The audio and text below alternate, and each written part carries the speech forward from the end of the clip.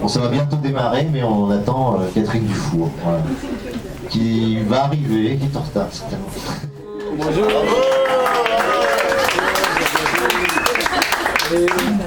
On n'y croyait plus. Madame Azio, Catherine Dufour, Norbert Verchaillan, merci d'être là aujourd'hui. Ça fait plaisir de voir autant de monde et merci vraiment, vu les circonstances, d'être venu. Et donc vous venez aujourd'hui pour nous parler d'un projet que vous avez monté, tous les trois, et pas que. Un grand projet que vous avez appelé le projet Fusion, qui est un projet qui va toucher la littérature, mais pas que, toujours, la musique, le jeu vidéo, enfin beaucoup de choses, la bande dessinée aussi. Alors, qui veut commencer pour présenter le projet ? Je ne peux pas le faire. Chaque fois, je me fais avoir. Oui, c'est juste pour... ça va, le micro, c'est pas trop... ouais. Juste pour compléter la présentation, c'est vrai que depuis 7 ou 8 ans, je fais beaucoup de scénarisation, en fait. C'est pas que je fais rien et que j'écris pas, faut pas penser ça.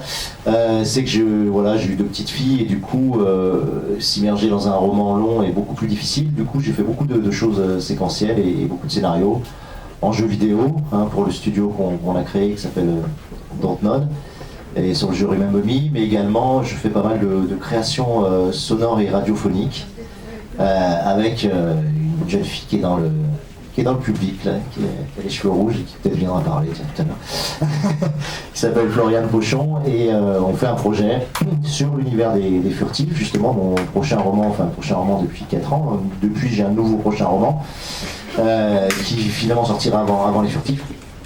Et dans cet univers des furtifs, on a fait une création pour l'instant de 25 à 30 pièces radiophoniques qui sont diffusées sur un site pour l'instant confidentiel qui s'appelle phonophore.fr, mais qu'on va déployer. Et dans le cadre de ce projet, on avait fait une fiction comme ça radiophonique de 50 minutes qui s'appelle Fragment hacké d'un futur qui résiste, et sur lequel on a eu le grand prix de la fiction radiophonique de la Société des gens de lettres. Enfin, je raconte tout ça parce que c'est vrai que c'est une partie de notre activité dont on parle peu et qui, je pense, est assez chouette.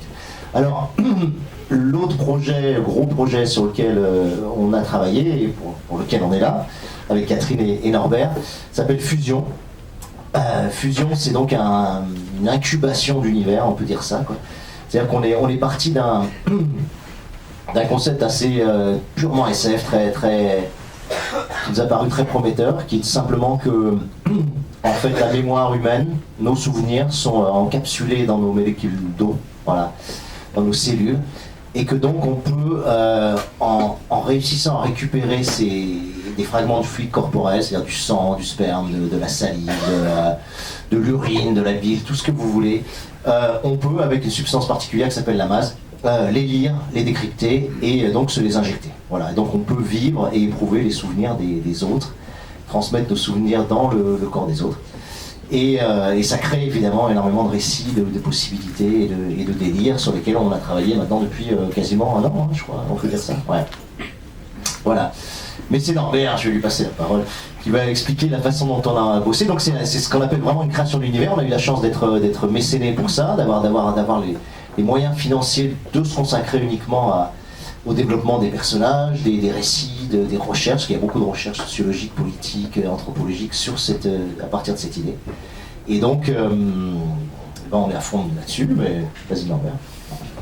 Oui, parce que en fait, on a la chance de travailler sur ce thème depuis 1 an, et effectivement payé par un studio. Ça a son importance parce qu'un studio, il a des attentes particulières et précises, et notamment, évidemment, ces attentes, c'est qu'on produise des histoires par rapport à ça.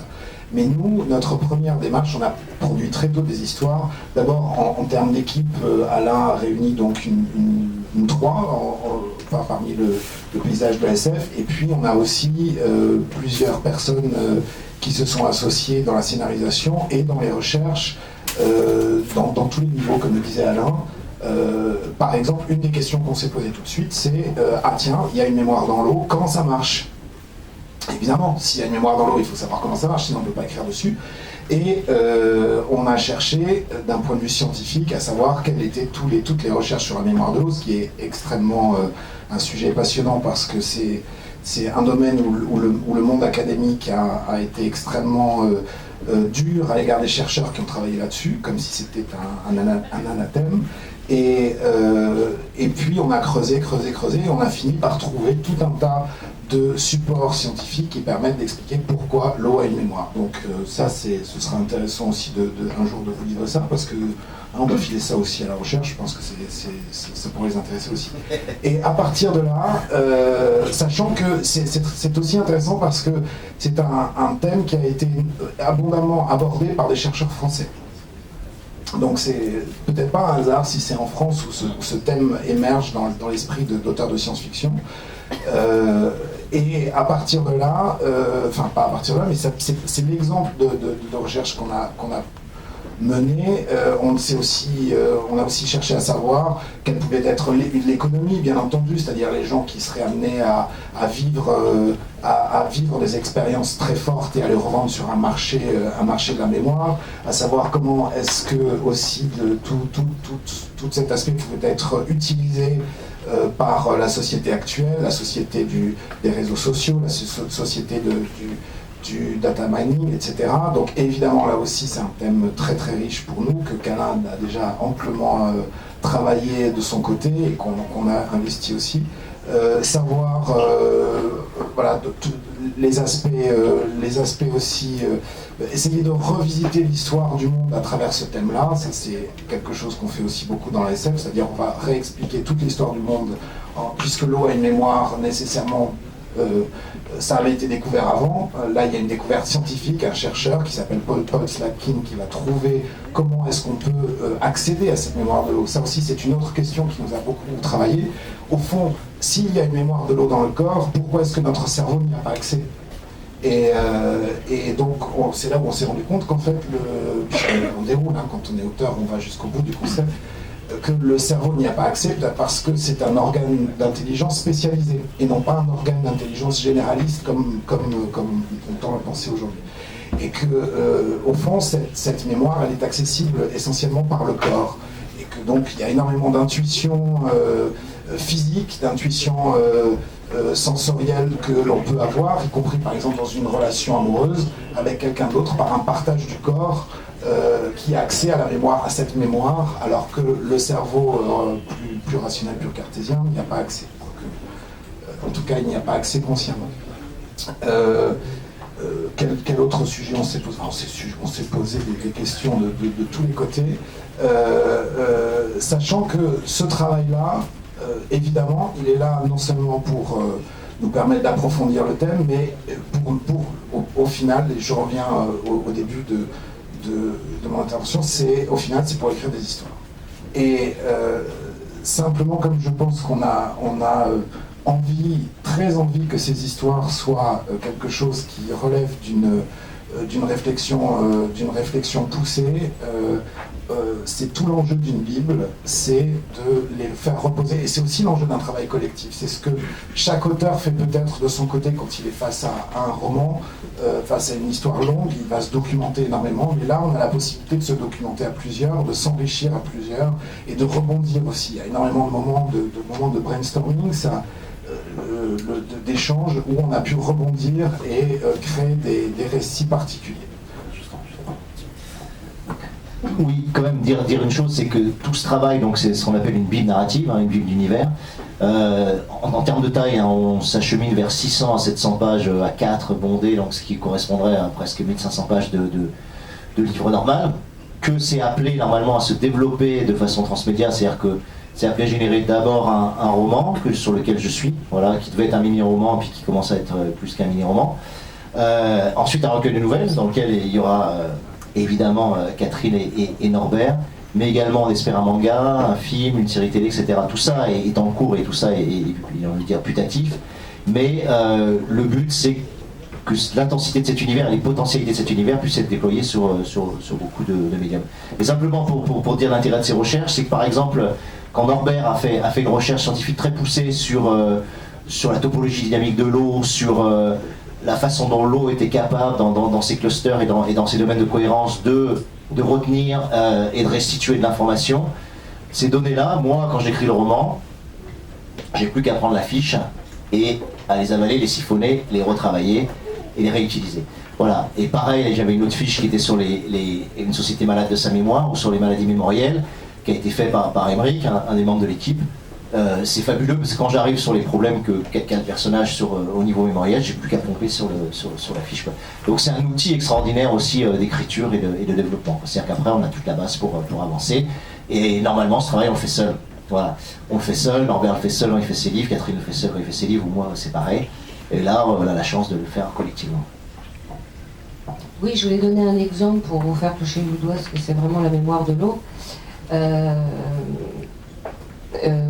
Imaginez, on prend une goutte de sueur, on la met dans un séquenceur, après on l'avale, et il faut aussi avaler un révélateur qu'on appelle l'eau légère, et à ce moment-là vous allez revivre le dernier souvenir le plus intense et le plus récent de Norbert.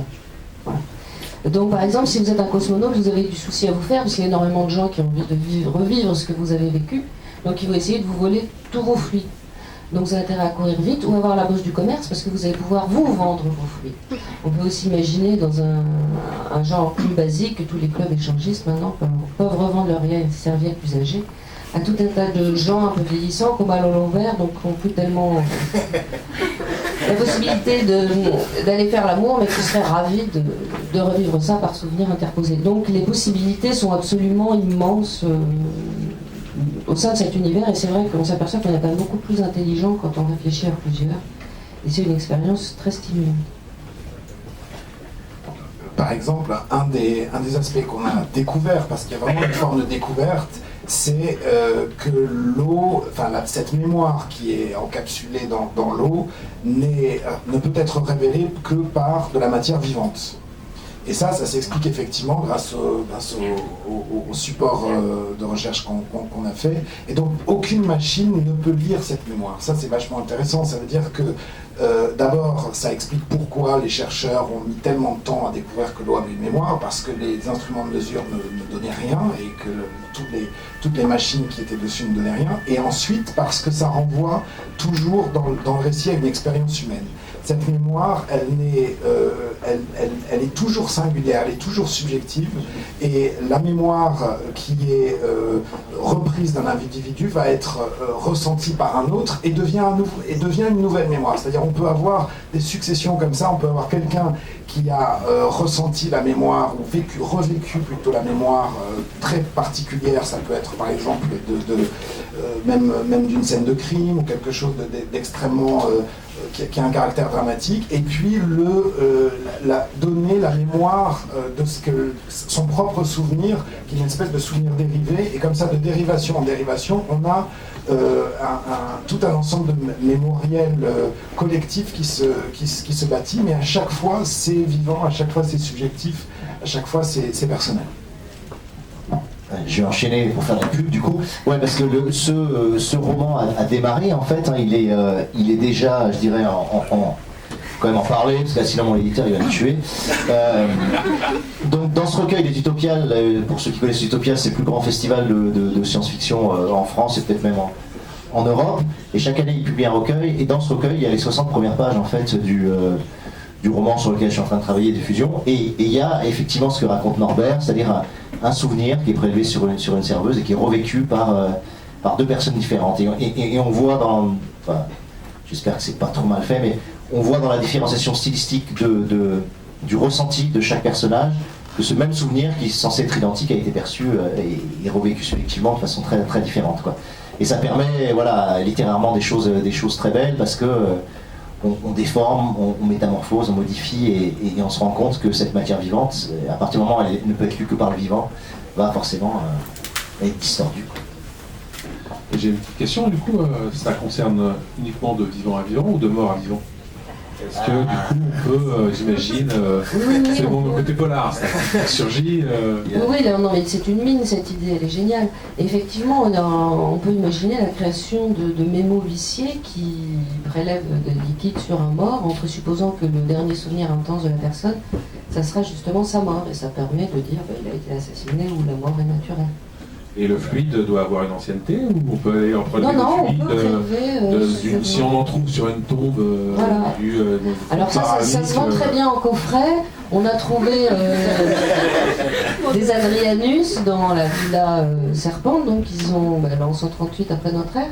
Effectivement, ils ont encore plein de graisse palmaire qui peut être retraitée et qui permet de revivre quelques moments. Le souvenir est assez atténué, mais il existe. Ça permet de faire de la mémo-histoire.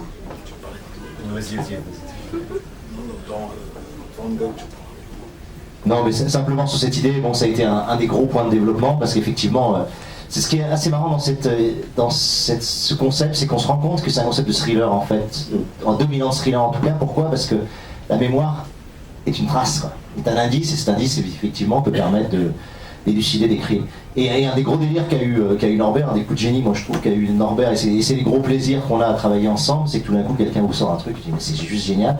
C'est le premier qui a eu cette idée de dire on va créer un personnage qui on appelle le trépasseur, qui est quelqu'un qui est capable de lire les souvenirs des morts, c'est-à-dire qui est capable de passer, c'est-à-dire que généralement on prélève le liquide céphalorachidien, parce que c'est le plus fidèle en termes de souvenirs, et cette personne se tape dans la désillusion, c'est-à-dire que c'est le moment où le mort sent qu'il va mourir, vous connaissez tous les near-death experience et ces choses-là, et où il se prend une injection d'hormones, d'adrénaline, tout le corps lâche un ensemble assez hallucinant de produits chimiques, et il faut passer à travers ça. Il faut passer à travers cet instant d'effroi absolu et de choc total, et ça s'appelle la désillusion. Et ceux qui arrivent à passer à travers ça, ils peuvent avoir accès ensuite à toute la mémoire du mort, c'est-à-dire à énormément de choses.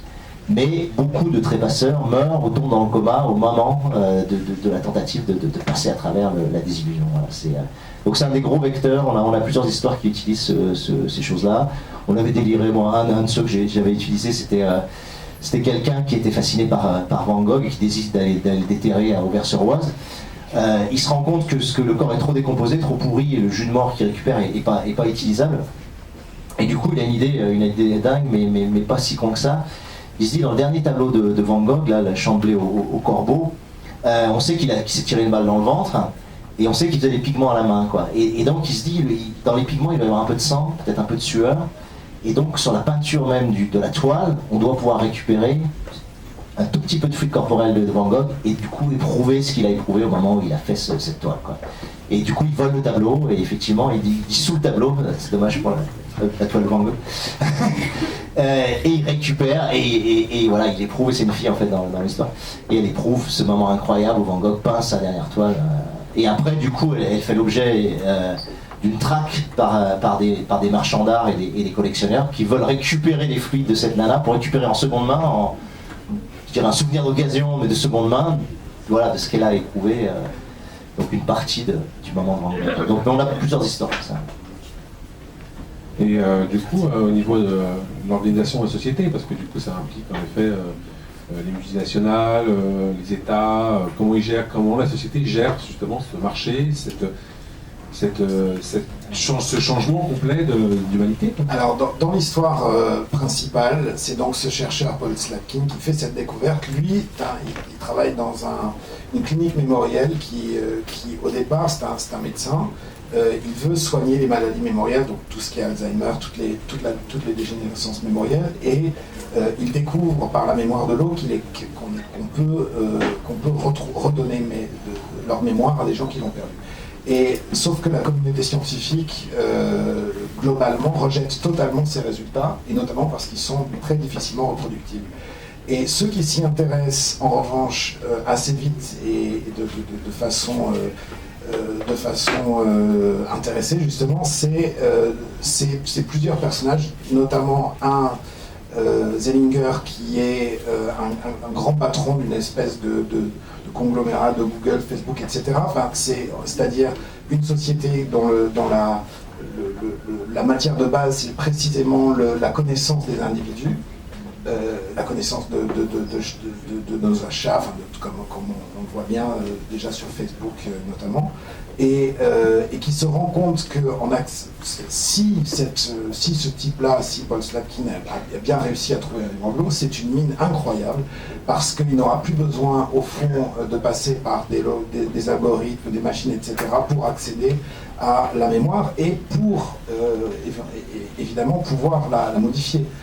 Et donc, et c'est ce qu'il va faire, et un des enjeux de l'histoire alpha, on va dire, tourne autour de ce que ce personnage qui représente le capitalisme le plus débridé va vouloir faire de cette invention et l'utiliser à des fins de manipulation, même pas politique, à des fins de manipulation sociétale, sociale, c'est-à-dire commerciale, religieuse même. Et voilà. Et un autre personnage qui va s'y intéresser, il y a pas mal de religieux qui s'y intéressent, et il y a notamment un cheikh du Qatar qui est un wahhabite, donc c'est qui veut utiliser l'eau dans notamment des hammams, et il se trouve diriger une multinationale de distribution de l'eau pour répandre le sentiment religieux. Donc, donc on a très... C'est pour ça qu'on est là. Donc évidemment, il y a un enjeu derrière. On a exploré ça de manipulation, de réutilisation de cette découverte à des fins extrêmement triviales et contestables. Et puis on s'est aussi posé la question, et on a beaucoup ok, il y a ça, mais qu'est-ce que cette découverte, au-delà de simplement rendre la mémoire à des gens qui l'ont perdue, peut amener de beau. Et c'est ce qui amène aussi pourquoi ça s'appelle fusion. C'est parce que derrière cette possibilité de l'eau mémoire, il y a la possibilité d'accéder de façon extrêmement puissante, intime, complète à ce que peut vivre des personnes qui sont proches, voire extrêmement intime, et de partager ce qui est inaccessible, y compris à l'heure actuelle, y compris par les échanges les plus intimes qu'on puisse avoir. C'est-à-dire à vraiment aller jusqu'au sentiment de soi, ou à vivre l'expérience, par exemple, partager par un échange de mémoire ce que vit la personne avec qui on est en couple au même moment où on est en train de le vivre. C'est-à-dire être dans une espèce de polyphonie, de mémoriel, de souvenirs au moment où on est en train de vivre quelque chose. Et ça, c'est une expérience de fusion possible, il y en a d'autres, et qui redonne à cette invention un caractère absolument magique. Et on peut vraiment se poser la question, c'est une question qu'on se pose, c'est est-ce qu'on a envie ou pas que cette mémoire existe? Moi, personnellement, j'en ai très envie, mais je suis joueur. Alors, juste, on a un peu compris l'univers. C'est sur votre façon de travailler, vous avez un peu parlé dessus, j'aimerais qu'on y revienne. En général, justement, les auteurs créent leur univers, ont tendance un peu à leur univers, pas forcément le partager. Vous, tout de suite, vous avez décidé, très vite, non seulement de travailler ensemble, mais de l'ouvrir à d'autres personnes. C'était vraiment pour vous, justement, toujours dans cette vision d'échange. C'était vraiment, le but était vraiment de l'ouvrir un maximum, cet univers, quand vous avez commencé à travailler dessus. Ah ben là, j'ai pas passé la parole au patron, parce que c'est Alain qui donne les ordres et Norbert qui a le fond. C'est à la base du projet, il y a quand même Alain qui a porté ça seul avec Costa, avec Constantin Yanef pendant un an. Donc c'est quand même un projet qu'il avait déjà mûri, et ensuite il s'est tourné vers nous et vers quelques personnes avec qui il avait déjà travaillé ou qu'il connaissait pour étoffer l'équipe. Moi j'ai le sentiment, et puis on avait déjà travaillé avec Alain sur Moonwalker, sur Remember Me et Dontnod, donc c'est aussi le fruit de pas mal d'années de collaboration ensemble. Et je crois aussi qu'il y a je pense que on a été très... Moi, je l'ai dit en tout cas à Alain tout de suite, cette idée-là, elle me porte énormément, elle est susceptible de donner des histoires fabuleuses. Donc oui, banco, je pars tout de suite. Je laisse tomber ce que je fais par ailleurs et je pars là-dessus.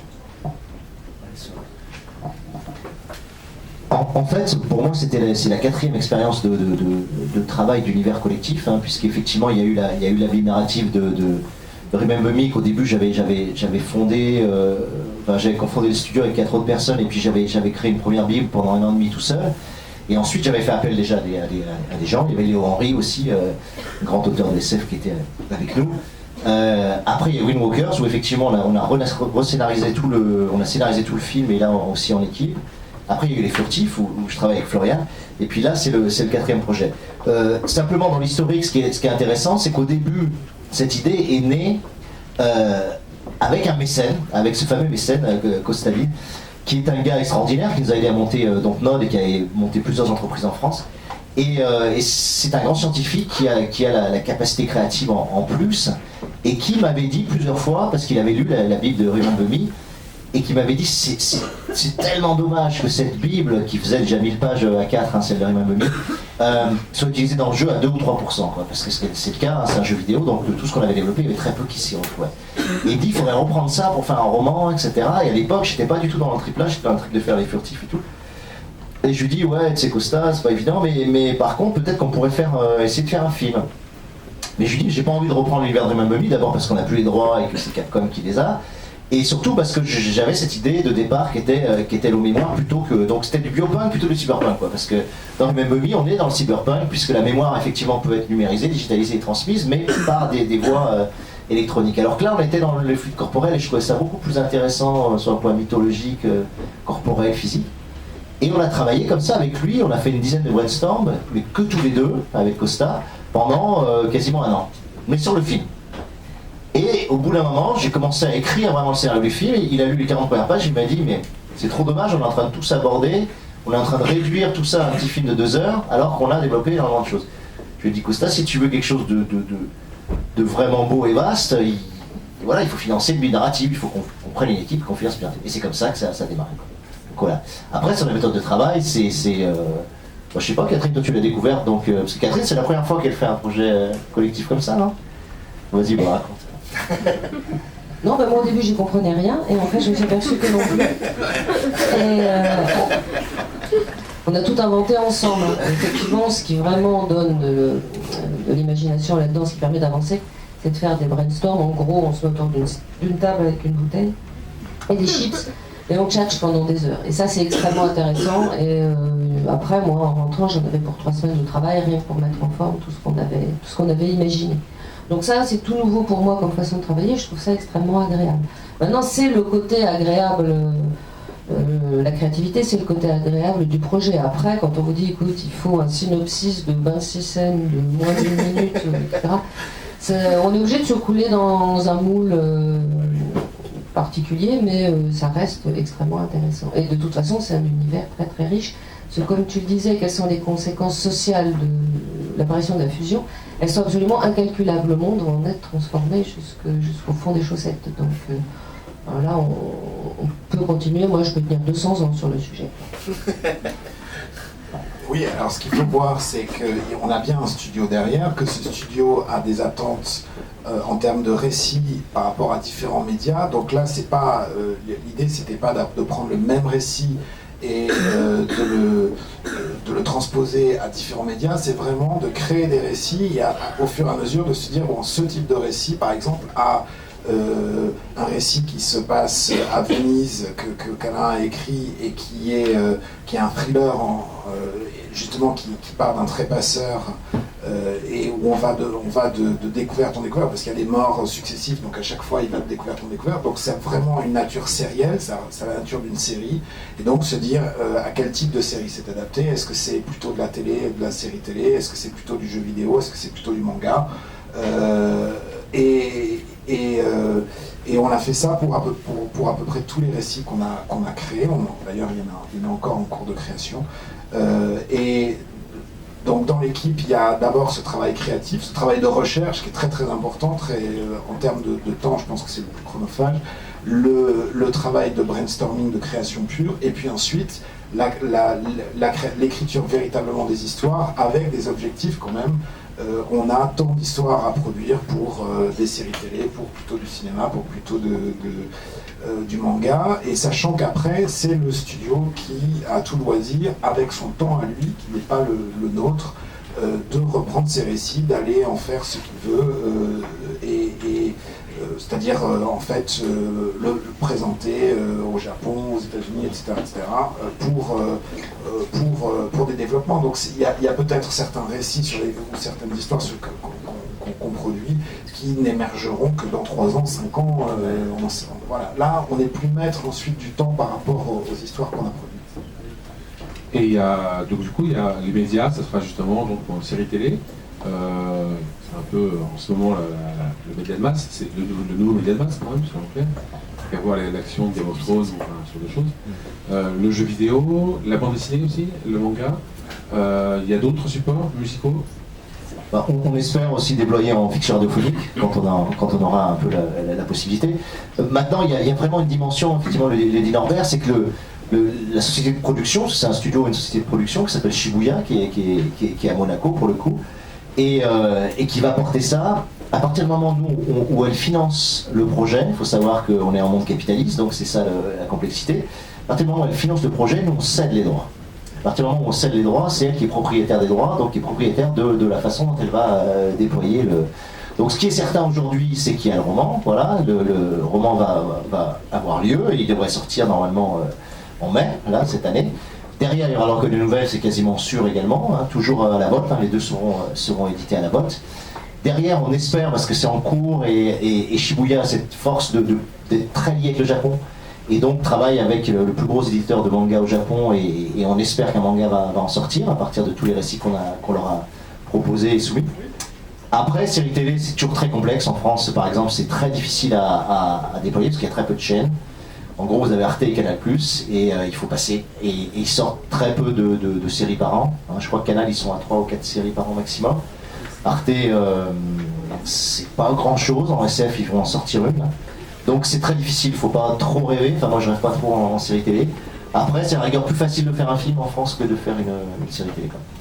Après, on a des concepts de jeux vidéo, aussi des pitchs de jeux vidéo. On espère que ça puisse soit se déployer à Dontnod, propre studio, soit dans l'industrie. Mais voilà, malheureusement, on n'est pas maître là, on est dans l'espoir, on croise les doigts et on espère que ça va déployer. Quoi. Du coup, j'ai élargi un tout petit peu le débat de manière générale sur l'imaginaire. Vous êtes 3 auteurs d'imaginaire. J'ai reçu différents auteurs d'éditeurs tout au long de mon imaginaire, et on parlait de la vision de l'imaginaire en France. Et Stéphane Marsan hier qui disait que Patrick Rothfuss fait 700 000 ventes en Espagne, 1,5 million en Angleterre et 35 000 en France. Voilà, c'est toujours un peu étrange. Justement, est-ce que faire de l'imaginaire aujourd'hui en France, c'est un vrai handicap par rapport à être en Angleterre, aux États-Unis, en Espagne, dans n'importe quel pays du monde en fait? Alors déjà, il y a le nombre de locuteurs, effectivement, puisqu'il y a 80 millions de francophones. Et je crois que les Anglais, ça doit être 1 milliard, les Espagnols, ça doit être 500 millions. Et bon, on leur a pas parlé du chinois. Qu'est-ce qu'il a dit de bien, Stéphane Marsan, là-dessus? Parce que lui, c'est son métier, il parle de ça. Et en plus, même au petit déjeuner, là, je remets les choses au camp, j'ai le petit déjeuner avec lui en sortant aux Utopias à Nantes. Oui, il a des opinions très très très fermes là-dessus, il connaît tout par cœur, et il est souvent assez déprimant, un peu comme Gilles Dumel d'ailleurs. Non, c'est-à-dire que, est-ce qu'aujourd'hui, justement, au-delà du nombre de lecteurs, voilà, le monde de l'édition, le monde de la télévision, enfin, voilà, l'Angleterre, la BBC n'a pas beaucoup plus de moyens que France 2, hein, enfin, voilà, et ils arrivent à faire des séries fantastiques, extraordinaires, ça ne les dérange pas. Il y a un truc, voilà. Est-ce que vous pensez que le fantastique, l'imaginaire en France, c'est une omerta, c'est quelque chose qu'on ne lit pas, qu'on ne voit pas, les chaînes de séries télé, oui, faire une série télé en France, c'est difficile. En France, c'est quand même plus facile d'être innovatif pour un ange qu'à faire des choses un peu plus originales. Au-delà de la question de moyens, d'ailleurs. Parce que ici, leur série télé, il n'y a pas de moyens. Donc, est-ce que quand vous faites de l'imaginaire, est-ce que vous n'êtes pas dit à un moment donné, justement, en faisant du polar, en faisant des choses peut-être plus ouvertes, on a aujourd'hui un plus grand public. Ce qu'il faut éviter, c'est l'étiquette. Par exemple, quelqu'un comme Houellebecq qui fait de la SF depuis le début, quasi, pas l'extension du domaine de la lutte, mais déjà les particules élémentaires, voilà. Et il a toujours dit, moi je fais de la SF, mais je ne le dis pas car je pense à tous mes collègues écrivains de SF qui écrivent très bien, mais qui sont condamnés à une irrémédiable obscurité du fait qu'ils se sont laissés étiqueter SF. Voilà. C'est assez désolant. Moi j'ai toujours considéré qu'il y avait des étiquettes parce que malheureusement les rayons des librairies ne sont pas multidimensionnels, donc on est bien obligé à un moment de poser un livre à un endroit, mais que ça n'empêchait absolument pas de lire tous les genres avec le même plaisir. Mais il y a effectivement, en tout cas de la part de, on va dire, de ceux qui décernent les prix les plus connus français, une volonté de s'en tenir à quelques éditeurs qui eux-mêmes, s'ils font du fantastique, ne vont pas le lire. Oui, moi j'ai tendance à penser que ça renvoie peut-être aussi à quelque chose de plus vaste parce que on est dans un pays d'abord très cartésien et où la vision du futur aujourd'hui, parce que être écrivain de SF, c'est quand même se poser d'abord cette question. La vision du futur, on va la chercher partout sauf là. Et quand je dis on, c'est tous les gens qui ont un moyen d'influence, donc d'abord les médias. On va plus écouter, c'est quelque chose qui nous tarabuse pas mal d'ailleurs, on va plus écouter des officines de prospective, de boîtes, etc., de gens qui sentent la bonne soupe pour aller faire de l'argent. On va plus écouter un Jacques Attali qui s'est déclaré grand prophète des 50 prochaines années et qui en fait maintenant son métier aussi. Voilà, on va se tourner voir vers l'étranger, où là on se dit tiens, les auteurs, le monde anglo-saxon a très souvent écrit, donc c'est un peu la tarte à la crème d'aller citer Aldous Huxley ou des auteurs de ce type en disant ah, ils avaient prévu. Et en revanche, on ne voit pas, on se refuse même, je pense, à voir que des auteurs en France, en langue française, puissent parler, écrire le futur différemment. Et il y a peut-être même, je crois, quand on dit il y a une omerta, il y a vraiment, il y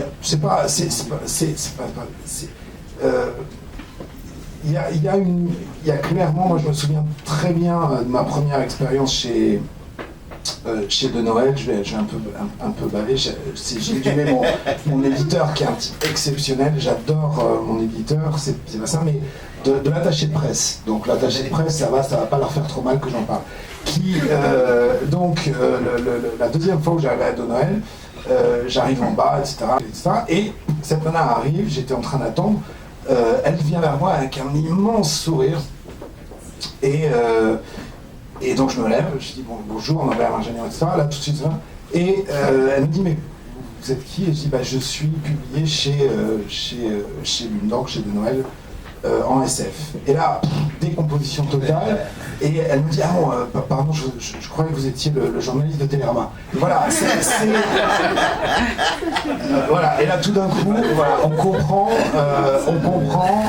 quel est l'avis d'un certain milieu à l'égard d'un auteur de SF, et je pense que cet avis, il est véhiculé ensuite, c'est vraiment un lieu commun, il est véhiculé un peu par tout le monde. C'est chaque fois qu'on entend ça c'est bien réel, c'est pas de la SF, voilà, ça c'est quelque chose qu'on voit énormément en France. Je voudrais faire un point aussi avec juste un pont avec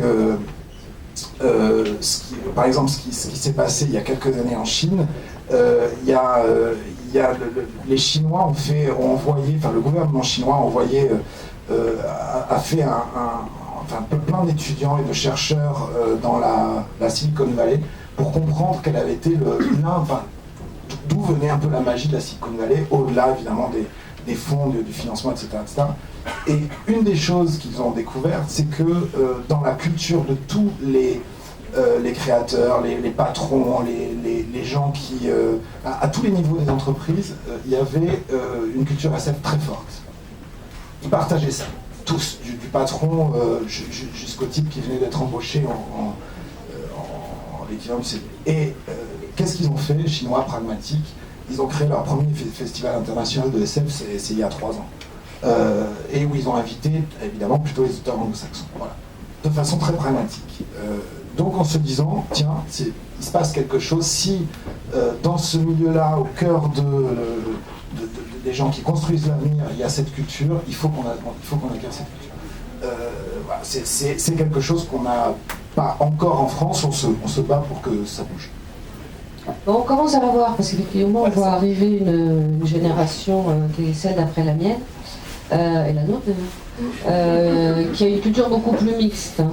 Moi, à mon époque, lire des BD, c'était pas considéré comme culturel, c'est plus le cas. C'est une culture très mixte, avec l'avènement du jeu vidéo, tout ce qui est film.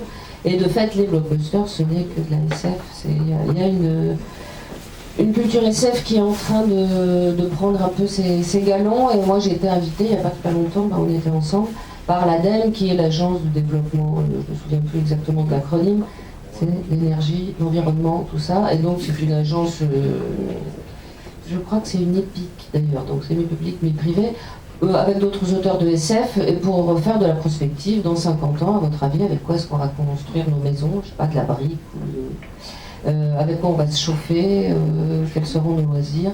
Et il y a de plus en plus, moi je suis contactée maintenant régulièrement par des gens qui s'occupent d'environnement dans le cadre de la COP 21, qui me disent, vous voyez comment votre maison dans 20 ans, dans 30 ans. Donc on sent qu'il y a tout de même une volonté en France, dans une génération plus jeune, de s'intéresser davantage à la prospective dite littéraire. Mais c'est très très récent. Non, je trouve que c'est très récent. Oui, c'est à 3 ans. Est-ce qu'il y a un autre sujet dont vous voulez parler ou que j'aurais pas On peut lui poser une prévu? question. Ouais. Voilà, est-ce qu'il y a des... Maintenant, oui, pour une fois, il y a du public. Donc, qui a une question? Il y a un micro là. Faut qu'il y en ait un qui se sacrifie, non? En général, la première question fait toujours dur. Si je m'abonde à 5 € pour la première question, ça va. Je vais me faire engueuler par le patron. Je suis pas sûr que le patron veuille après, hein, donc c'est avec lui. Hein. C'est du gratuit. Oui, bonjour. Vous avez parlé là pour Alain, vous avez parlé du film là, Windwalkers, là, qui était aussi en jeu vidéo, plein de choses. Qu'en est-il du projet à l'heure actuelle? Est-ce qu'il a totalement coulé ou pas? C'est assez facile à répondre maintenant. Donc c'est totalement terminé et mort. Donc le studio de production Forge Animation qui s'était créé donc à Aix-en-Provence pour le porter a fait faillite. Voilà, ça a été liquidé il y a 2 ou 3 semaines. Donc malheureusement, et le jeu vidéo et le film sont foutus, quoi. Donc on espère que ça sera repris peut-être par d'autres gens dans l'avenir, mais là c'est terminé. Ouais, donc il y a eu 5 ans un peu de développement autour de ça. Il y a eu beaucoup d'énergie dépensée, beaucoup d'argent dépensé, mais malheureusement ça n'a pas réussi à passer la rampe au niveau des marchés du film et les Kickstarter aussi qui sont tous les 2 plantés. Donc voilà, c'est terminé, c'est triste quoi. Oui, ce qu'on peut quand même dire, c'est qu'au final, il y a quand même un scénario et que dans ce genre de projet cinématographique, c'est des choses qui peuvent prendre 10 ans, donc 15 ans parfois. Donc voilà, là, je parlais de temporalité tout à l'heure pour des productions. On n'est pas sur les temporalités du livre, déjà enfin, sauf peut-être sur celle des livres d'Alain. 7 ans, voilà, mais on est dans l'industrie et ça peut prendre beaucoup de temps. Quelqu'un d'autre a une question? Oui.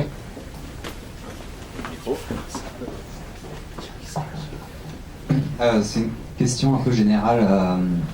Récemment, je viens de lire Babylon Babies et Neuromancien. Et vu qu'on a un expert du cyberpunk, j'ai une question, c'est quand est-ce que c'est mort le cyberpunk? Enfin, j'ai l'impression qu'on vit actuellement exactement dedans, comme le montre Mister Robot, mais toutes l'amélioration du corps humain, la cybersécurité, tous ces thèmes finalement ont été vus parfois avec extrêmement de justesse dans les années 90, et on dirait que c'est devenu ringard avec des films peut-être genre Universal Soldier ou Johnny Mnemonic, et que ça aurait, il y a le lien, enfin, on parlait que le cinéma, les blockbusters, c'est que de la science-fiction.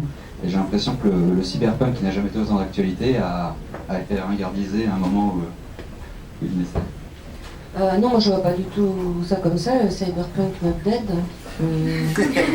Non, non, et alors surtout en plus, sauf que là c'est vrai que ça tombe un peu dans la réalité, donc ça devient désagréable, puisque les transhumanistes sévissent de plus en plus. Là je voudrais qu'il y ait une mine qui m'expliquerait qu'à quel point la transhumanité est une belle chose. Moi je trouve ça monstrueux.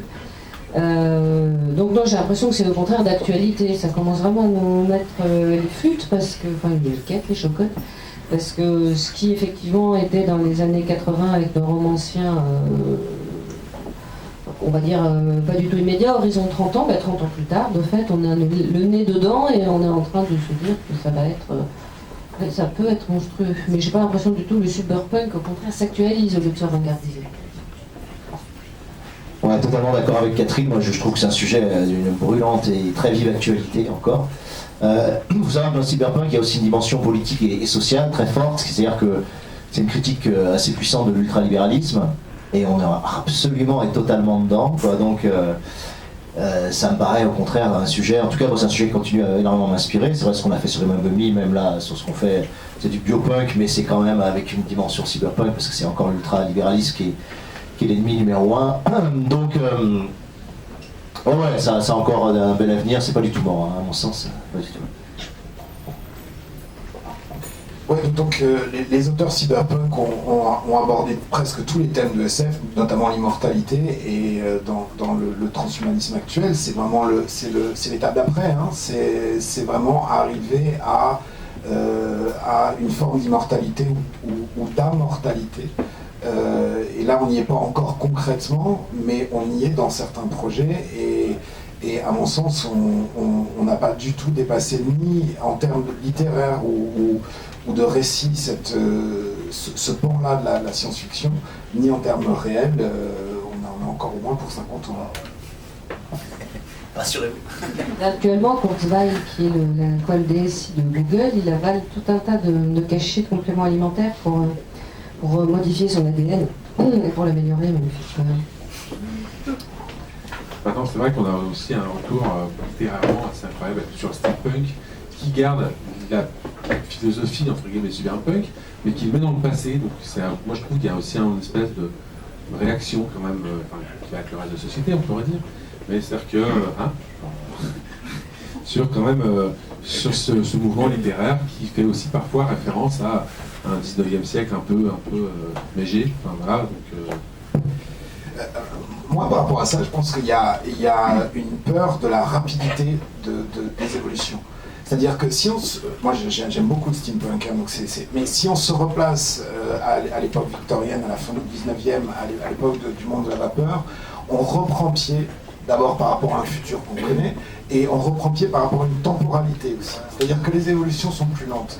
Là, on est dans des évolutions qui sont extrêmement rapides, on a des mini-révolutions tous les 5 ou 10 ans, et où au fond, il peut y avoir, on n'a pas fini de lire un bouquin d'anticipation que déjà on est sur une nouvelle évolution.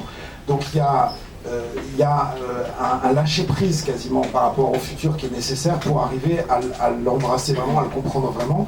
Et peut-être que le steampunk, avec tout l'intérêt aussi, c'est revenir à Jules Verne, c'est revenir à une époque qui a été très riche aussi en anticipation, donc ça peut être aussi vu de façon positive. C'est soit une étape, soit peut-être une façon de dire wow, on va aller un peu plus lentement et on verra ça mieux. C'était aussi une époque où les rapports sociaux étaient plus compréhensibles. Pas très différents, mais plus compréhensibles. Est-ce qu'il y a une autre question? Vous d'abord et puis j'ai peut-être une question un petit peu simpliste, désolée. Vous êtes des auteurs de science-fiction et dans le cadre littéraire aujourd'hui, ça demande un grand effort de création, comme vous l'avez dit tout à l'heure pour votre projet à 3. En tant qu'auteur de science-fiction, qu'est-ce qui vous motive du coup à faire cet effort de création absolument énorme et surtout dans le cadre d'un tel projet à plusieurs? Alors ça, c'est parce qu'on aime ça. Pour moi, c'est ça. Voilà, alors après, effectivement, il faudrait pas mal d'années de psychanalyse pour savoir si c'est pas une fuite de la réalité, etc. Mais moi, c'est à peu près la seule chose qui m'intéresse dans la vie, effectivement, c'est de broder, plutôt au niveau scriptural, mais il y en a d'autres, ça va être les arts plastiques ou la musique, mais c'est la seule chose qui me fait vraiment intensément plaisir dans la vie, avec boire des coups avec mes amis et bien dormir. C'est de créer. Et je dois dire que ça a quelque chose de confortable d'avoir une trame de départ. Voilà. Ensuite, il y a certains livres qui peuvent être considérés comme... pour moi, il y a deux types de littérature, un peu comme les tableaux. Il y a certains tableaux qui sortent et qui vous prennent par le callback pour vous secouer, un peu comme le Guernica de Picasso. C'est ce que j'appelle la peinture concave, et puis convexe. Et il y a la concave qui, au contraire, vous propose d'aller vous promener, de passer le cadre, d'aller vous promener tous les monnaies, c'est les manets, et les monnaies, c'est ça. Et pour moi, il y a même deux types de littérature. Il y a celle qui est véritablement la littérature d'évasion qu'on va ouvrir pour s'évader du monde actuel, et la littérature de compréhension qu'on va ouvrir pour mieux comprendre le monde actuel qui vous tend un miroir. Et je pense, pour moi, pratiquer les deux. Quelquefois, j'écris un livre pour me promener, et d'autres fois un livre pour... en général, mettre sur le papier mes angoisses et les transmettre aux autres. Je me débrouille avec, c'est pas très gentil, mais moi ça me saoule. Bon, c'est une question, il nous faudrait 3 heures pour répondre, mais simplement, bon, il y a une dimension évidemment intime, intérieure de plaisir immense. Moi, je sais que le plus grand plaisir que je puisse éprouver en termes d'écriture, c'est quand tout d'un coup, je sens mon imaginaire se dilater. Voilà, c'est-à-dire, je sens quelque chose qui n'existait pas avant les 10 minutes que je viens de passer à déployer une scène, un concept, une idée. C'est-à-dire que tout d'un coup, tu sens en toi ce moment de rupture où tu viens de créer quelque chose d'un peu plus vaste que ce que tu étais juste avant. Tu vois, c'est-à-dire que tu moulines pas quelque chose que tu connaissais, tu n'es plus dans une familiarité, tu n'es plus dans une routine de pensée. Tout d'un coup, tu ouvres une porte, tu savais pas qu'elle existait dans ton cerveau, tu savais pas qu'elle existait quelque part, et tu crées quelque chose qui va tout d'un coup fuir, se dilater, exister, quoi. Voilà. Et ça, c'est un plaisir absolument immense quand tu écris. Ensuite, tu sais que les gens vont éprouver ce plaisir à voyager, à découvrir, à explorer, mais pour toi, quand tu l'écris, c'est un moment fabuleux. C'est comme si tout d'un coup, je sais pas, la vie s'inventait devant toi, et elle part de toi, mais tu sais pas de quel endroit de toi. T'es pas vraiment conscient, tu fais pas ça rationnellement, ça t'échappe en très très grande partie. Et pourtant, ça prend un volume, ça devient vaste, et ça existe. Et ça, voilà, moi, c'est mon grand plaisir quand j'écris, quoi. Et je viens de retrouver, après beaucoup d'années où j'avais plus de plaisir à écrire. Après, il y a pourquoi la science-fiction. La science-fiction, pour moi, c'est voilà, je le dis toujours, mais je le pense, c'est l'art majeur littéralement de notre temps, parce qu'on est une société anthropotechnique, c'est-à-dire une société qui est saturée de technologie, dans laquelle le fait technologique est vital, voilà, et nous construit, et nous éduque, et nous fait vivre, quoi. Donc la science-fiction qui est ce rapport au monde à travers la technologie, qui est ce rapport aux autres à travers la technologie, qui est ce rapport à soi-même à travers la technologie, qui est la capacité à mettre en jeu ce rapport technique dans nos vies. Là, on est au cœur des choses. Voilà, on est au cœur des choses. C'est l'âge d'or pour moi de la science-fiction en ce moment, et on est parti pour longtemps. Et par rapport à ça, l'atout aussi fondamental de la science-fiction, c'est que c'est un outil magnifique pour interroger nos sociétés, nos politiques, nos choix politiques, nos choix futurs, la façon dont on tord le vivre ensemble vers telle ou telle direction. Et les effets miroirs qu'on peut créer, les effets d'anticipation, d'extrapolation qu'on peut mettre en place et mettre en récit, font que, en boomerang, on vient interroger le présent avec une force bien plus grande, à mon sens, que la littérature blanche, le polar, la piquite, les vampires et toutes ces conneries, je sais pas, cette littérature. Voilà. Donc, pour moi, contrairement à l'idée de l'imaginaire, qu'on fait l'imaginaire, c'est pas l'imaginaire, c'est extrêmement concret, mais sauf qu'on vient, c'est vraiment une littérature spéculative, on vient fouiller le réel, on vient le découper au couteau, on vient le révéler, on vient sortir les chairs, on vient nous mettre en face des tendances les plus mortifères de la société, etc. Ou des plus belles. On peut créer des utopies, on peut créer des dystopies, on peut montrer la résistance, on peut montrer énormément de choses. Donc pour moi, très clairement, c'est la littérature la plus libre qui soit. Moi, je suis arrivé en SF, pas du tout parce que je disais de la SF, pas du tout parce que je disais tiens, je vais faire de la SF. C'est parce que je voulais être libre. Et pour moi, la création, c'était la liberté pure. Et rentrer dans un genre, pour moi, c'est pas un genre. Voilà, on le disait à midi, c'est marrant, il y avait une petite réunion d'auteurs de SF à midi.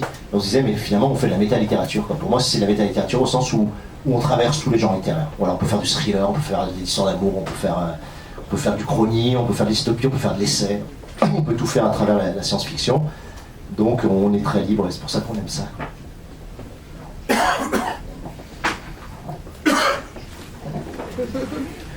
Alors j'avais moi aussi une question. Catherine expliquait tout à l'heure que le transhumanisme lui collait un peu les Mickey. Et je me demandais, est-ce que ce ne serait pas vos fautes à vous, les auteurs de science-fiction, qui, selon ma théorie, inspirent beaucoup les sciences. Les scientifiques s'inspirent des auteurs, les auteurs s'inspirent des scientifiques. Toutes les 2 semaines, j'entends qu'il y a un type qui a créé un overboard de Retour vers le futur. Tout le monde remercie M. Asimov parce que bientôt on aura des super robots intelligents alors que ça fait également peur. Donc est-ce que des fois, autour d'un coup de bouteille et de chips, vous n'avez pas l'impression de plus que de créer une histoire, de vraiment créer le futur? Non, alors pas du tout. En fait, là, c'est de l'épistémologie, c'est-à-dire qu'il y a un air du temps. J'ai lu cet après-midi d'ailleurs que par exemple le terme biologie a été inventé au même moment par 2 personnes, Lamarck et l'autre, je ne sais plus, qui vivaient à 500 km d'écart au début du 19e siècle. Parce que tout simplement, les recherches sur le logos du bio, les recherches sur le vivant, était dans l'air du temps. Et à chaque fois qu'on regarde une découverte scientifique, on s'aperçoit, je sais pas moi, la fission atomique, il y avait quoi, 3 ou 4 équipes scientifiques différentes qui cravachaient au même moment dans la même direction. Donc là on est juste baigné dans l'air du temps et on va essayer de projeter, je sais pas, moi je lis recherche, je lis nature, je trouve tout d'un coup une invention qui me fait tilt, et là je vais essayer de projeter sur la société dans 20 ans, dans 30 ans, ce que donnera cette découverte quand elle sera sortie du laboratoire, qu'elle sera amenée dans le champ social. Et il y a beaucoup d'écrivains, de SF ou autres d'ailleurs, qui sont aussi scientifiques, qui ont eu une carrière scientifique. Donc tout ça, il s'agit plutôt d'une hybridation, d'un mixte et d'un air du temps dans lequel chacun baigne. Et je pense pas du tout que nous, on invente et tout d'un coup les scientifiques se disent « Oh mon Dieu, il serait temps d'inventer la 3e loi de Boyle ». Je crois qu'on se nourrit les uns les autres. Oui, par rapport à ça, il y a d'abord une chose très simple, hein, c'est à quelle temporalité de projection on se situe, et plus on se projette loin, et plus les possibilités, en fait le futur c'est un univers de possibles, donc plus le champ des possibles est ouvert, et donc plus le champ d'exploration est largement ouvert. Et ensuite, ce qui peut être intéressant, c'est, enfin moi les choses qui m'intéressent énormément, c'est en se disant finalement si ce possible-là est ouvert, disons la mémoire, si on prend la mémoire de l'autre, partons là-dessus, qu'est-ce qu'ensuite, en revenant vers un temps présent, quelle a pu être l'évolution pour arriver jusque-là. Et c'est là où parfois je pense qu'il y a certains auteurs de SF qui arrivent à imprégner des scientifiques qui simplement peuvent peut-être, enfin eux aussi bien sûr se projettent, mais peuvent se retrouver face à des anticipations qui sont plutôt à 5, 10, 15 ans, et où là, tout d'un coup, on va leur balancer une idée qui est une projection temporelle plus grande, mais en disant finalement, soit on ne date pas, et au fond, c'est ce que faisait Jules Verne, il datait quasiment pas, il y a pas mal d'auteurs qui le font, soit on la rapproche, comme a fait le cyberpunk, en disant bah non, c'est demain, et là, tout d'un coup, il y a peut-être une forme de rupture culturelle qui se passe. C'est-à-dire on se dit, ah ok, c'est pas cette idée-là qui me semblait complètement farfelue, quelqu'un l'a écrite, il la montre cohérente, il montre une cohérence, il recrée une histoire avec ça, et c'est peut-être bien ça l'histoire qui va se passer. Et donc ça rend, c'est en ça qu'il y a certains chercheurs qui peut-être peuvent se dire, mais tiens, si cette idée que j'avais en tête aussi, ou donc tu disais des idées qui émergent, quelqu'un l'a écrite, décrite avec une cohérence et avec une histoire, c'est peut-être qu'elle n'est pas si forcément farfelue, et je vais peut-être bosser dessus. Non mais ta question est très bonne, on oublie quelque chose, c'est que nous on est des machines à désir, quoi. C'est-à-dire que la littérature crée du désir, et que l'imaginaire qu'on met articulé sur des personnages, il est articulé sur des situations, sur des récits, sur une société. Et quand un scientifique qui bosse sur des choses généralement assez abstraites, assez techniques, a une projection comme ça incarnée de ce à quoi il pourrait toucher, c'est évident que ça tire sa propre création, ça tire sa propre invention, ça tire son propre travail, quoi. Et c'est évident par exemple que les bouquins de robotique d'Asimov ont tiré, inspiré, suscité du désir de beaucoup de roboticiens. peut-être que ce qu'on est en train de dévirer nous sur la mémoire de l'eau, ça va pousser les scientifiques à travailler beaucoup plus précisément sur quel type d'information on est capable de transmettre, sur quel type de souvenirs on serait capable d'effacer, de voler, d'injecter à d'autres gens. Et ce désir, on le ressuscite parce qu'on l'incarne. Voilà. On le rend incarné dans des personnages qui vivent des choses. Et cette machine à désir dont on est porteur, ce moteur de désir, je pense qu'il est effectivement, il a un impact très fort sur les scientifiques. Moi, on est confronté beaucoup, nous, à des scientifiques parce que c'est notre milieu. Et moi, je suis toujours scié. Voilà, je suis toujours scié de voir à quel point ça les fait vibrer, à quel point ça les influence, à quel point ça... Parce que tout d'un coup, ça donne quelque chose de concret. Ça donne quelque chose qui a de la chair, qui a du sang, qui a de la vie. Or, ce qu'ils font dans les labos, c'est pas toujours hyper exaltant. Donc, on est comme ça des projecteurs imaginaires. Quoi. Et du coup, on a une responsabilité par rapport à ça. Parfois qu'on fasse gaffe. Effectivement, le transhumanisme a été... Si tu parles du transhumanisme, pour moi, c'est très très clair aujourd'hui. Le rayonnement ou l'impact que peut avoir ce mouvement qui en soi, à mon avis, est parfaitement débile, quoi, tu vois, et qui fonctionne sur des mythologies et des mises en désir d'affects très présents dans l'espèce humaine, d'être immortel, de plus jamais être malade, de courir un marathon sans se fatiguer, etc. Tu vois, c'est des désirs extrêmement profonds sur lesquels, voilà, ils créent une mythologie. Et ce qui est fabuleux, c'est qu'ils arrivent, notamment aux États-Unis, à accrocher des crédits de recherche extraordinaires, non pas sur la qualité de leur recherche, quand tu regardes concrètement, même en robotique, moi je dis toujours, on me considère peut-être comme low-tech, mais moi je considère que la robotique a rien foutu pendant... j'ai hurlé ceux qui aiment la robotique, mais depuis les années 50, depuis Asimov et machin, je suis désolé, on n'a toujours pas un robot qui est capable de marcher avec 2 pieds sur une plage de galets sans se casser la gueule, quoi, tu vois. Donc la robotique, moi je veux bien tout ce que vous voulez, quoi, tu vois, c'est comme les IA et machin, mais franchement ça n'avance pas, quoi. Par contre, on arrive à lever des crédits de recherche extraordinaires sur l'idée d'immortalité, par exemple, tu vois. Voilà, c'est tout. Et il les faut, et il faut ce désir, sinon vous ne levez pas les crédits, quoi. Donc... Alors là, je m'inscris en faux. Effectivement, on n'a pas de robot qui marche sur une page de galets sans se casser la gueule, parce que pourquoi utiliser un robot alors que les êtres humains fonctionnent très bien. Par contre, la robotique a tué un nombre d'emplois absolument délirant dans les 30 dernières années dans les usines. Ça, c'est juste un cataclysme. Et la robotique, au contraire, a fait en tout cas, de façon fonctionnelle, a fait des progrès qui ont été au niveau social tout à fait catastrophiques. Mais je ne sais pas si vous avez lu la Svetlana Alexievitch, la supplication, où elle parle de Tchernobyl. Elle a interviewé des gens qui sont, ma foi, qui avaient survécu à Tchernobyl. Je ne peux pas dire qu'ils sont encore en vie, parce que j'en sais rien. Et pour décontaminer le site, je sais pas, les Russes, les Polonais, les Français, les Allemands et autres ont envoyé tout un tas de robots. Ils ont tous grillé, mais en 2 minutes 30. La seule machine qui continuait à être capable d'amener du sable sur le réacteur, c'était des êtres humains. C'est pour ça qu'on se fatigue pas à faire des robots qui savent marcher. Parce que nous, on y arrive très bien et on n'est pas cher. Oui, il y a aussi tout un business à un moment donné sur la congélation pour être... ça, on va un peu en parler maintenant, mais les États-Unis avaient développé c'était Spirale qui avait fait un bouquin là-dessus sur le business de l'immortalité, en fait. C'est tout ça Zanzibar, c'est uniquement sur la congélation. Oui. Et le Walt Disney est toujours congelé. Oui. On pourra récupérer ce Walt Disney probablement dans 500 ans. On a enfin des bons films. Mais moi, j'ai une chose à rajouter par rapport à ça, parce que chaque auteur ensuite a un peu son rapport à l'évolution sociétale, l'évolution de la technologie, évidemment, comme nous tous, enfin, comme chacun d'entre nous.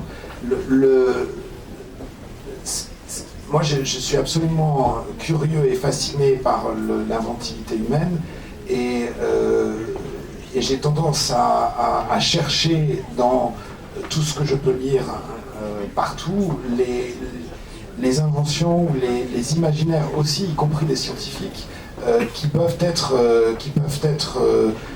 aller très loin. Il y a par exemple aujourd'hui beaucoup de cosmologues qui considèrent que nous vivons en multivers, que la théorie la plus probable de tout, si on prend tous les systèmes d'explication, la mécanique quantique, la théorie des cordes, la mécanique quantique à boucle, etc., la relativité, l'existence des multivers est la thèse la plus probable. Bon, c'est quelque chose qui amène nécessairement, enfin qui remet tellement en cause de paradigmes actuelle que là aussi le champ des possibles s'ouvre. Après, les critiques souvent communes qu'on peut avoir, c'est pas tant sur les évolutions technologiques, voire même sur les représentations mythologiques qu'on s'en donne. Le transhumanisme, c'est une représentation mythologique actuelle d'une partie de la science. On se dit, on va aller vers là. Pour moi, ça ne me choque pas que les humains veuillent être immortels. Ce qui est choquant, finalement, c'est comment et à quel prix. C'est-à-dire que si c'est une petite classe d'humains les plus riches qui atteignent l'immortalité et qui le font au prix du reste de l'humanité, parce que sinon ça deviendrait gênant, ou au prix de l'esclavage du reste de l'humanité, évidemment là c'est très gênant. Oui, c'est Gilles Dumais qui avait eu cette phrase magnifique qui est: la biotechnologie, c'est pas pour améliorer l'humanité, c'est pour améliorer les riches. C'est très clair. Alors, je vous donne une autre vision. Aujourd'hui, d'un point de vue militaire, on est dans une société de paix. Hein. Ça peut paraître très très paradoxal par rapport à tout ce qu'on vient de vivre. Mais si on prend toutes les périodes précédentes, avant la bombe atomique, les phases militaires étaient beaucoup plus nombreuses et beaucoup plus chaudes. On est dans une période qui est globalement de paix. En tout cas, à une échelle internationale. On peut très bien imaginer qu'à partir du moment où les gens les plus riches, les plus puissants, les plus influents auront la capacité de ne plus être sur Terre, et que donc la menace nucléaire ne les touchera plus, je dirais que l'avenir de ceux qui restent en bas ce serait beaucoup plus problématique. Il y a un bon bouquin là, que je ne sais pas si vous l'avez lu ou entendu parler, de Glukowski, qui s'appelle Futur, il n'y a pas longtemps, et où justement ils ont, grâce à la biotechnologie, réussi à donner l'immortalité, c'est-à-dire vous pouvez mourir dans un accident de voiture, mais c'est plus cancer, etc. Évidemment, très vite on est à 50 milliards, et la contrepartie, c'est que si vous voulez un enfant, il faut refuser son immortalité. Donc on réinjecte un très bon bouquin, je le prendrai au passage. Donc, très bon. Justement, sur quelle immortalité? Est-ce que c'est la nôtre, ou est-ce que c'est l'immortalité qu'on a aujourd'hui à faire des enfants, ou à se projeter dans d'autres? D'autres questions? Bon, je pense qu'on vous nous laisse 5 minutes pour organiser la séance de dédicace un petit peu correctement. Parce que là, il faut mettre les bouquins, tout ça, et puis on va pouvoir commencer.